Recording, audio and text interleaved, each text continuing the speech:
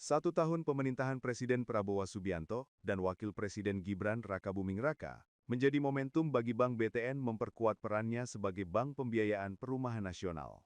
Dalam setahun terakhir, BTN telah menyalurkan lebih dari 13,82 triliun rupiah KPR subsidi, menghadirkan sekitar 220.000 rumah bagi masyarakat berpenghasilan rendah.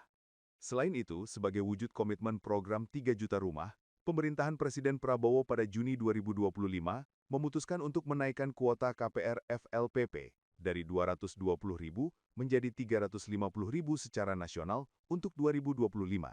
Dengan kuota 220.000 unit untuk BTN, artinya BTN mengakatkan 220.000 rumah pada tahun ini saja. Kalau dibagi dengan jumlah hari kerja, setiap hari BTN mengakatkan 1.000 rumah.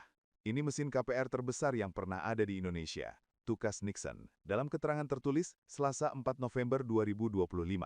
Dengan perannya sebagai mitra utama pemerintah dalam penyediaan rumah rakyat, BTN konsisten mendukung program 3 juta rumah. Sejak dilantik pada 20 Oktober tahun lalu, Presiden Prabowo menetapkan visi Astacita. Salah satunya misi membangun dari desa dan dari bawah untuk pemerataan ekonomi dan pemberantasan kemiskinan. Program 3 juta rumah diyakini menjadi kunci dalam misi tersebut melalui sektor perumahan. Kajian BTN melalui Housing Finance Center menunjukkan sektor perumahan memiliki multiplier effect pada 185 subsektor ekonomi lainnya. Dalam semangat mendukung Astacita, BTN berkolaborasi dengan berbagai pihak untuk memperluas akses pembiayaan bagi pekerja informal. BTN juga menjalin kerjasama internasional dengan Al-Khilaah Group dari Qatar untuk pembangunan hunian vertikal bersubsidi di Indonesia.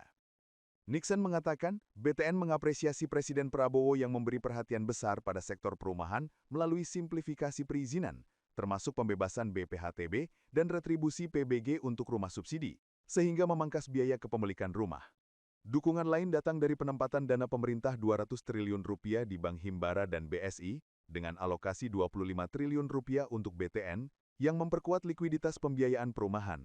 Nixon juga memuji kebijakan pemerintah yang menyesuaikan batas penghasilan MBR, penerima KPR FLPP, 12 juta rupiah untuk single income dan 14 juta rupiah untuk joint income di Jabodetabek, agar lebih banyak masyarakat berpenghasilan menengah bisa menikmati rumah subsidi. Mudah-mudahan kebijakan ini dapat memperbaiki kemampuan bayar para pemberi rumah.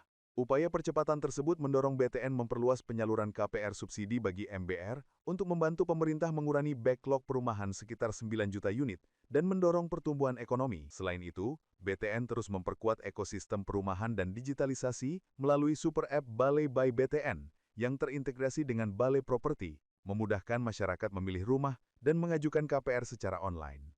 Ekosistem perumahan dan transaksi perbankan yang komprehensif dapat diakses hanya dalam genggaman tangan melalui satu aplikasi saja secara end-to-end. Dengan upaya ini, BTN beraspirasi menjadi bank transaksional sehingga BTN dapat memiliki mesin funding atau pendanaan yang berkelanjutan untuk mendukung program pembangunan perumahan nasional. Pungkas Nixon.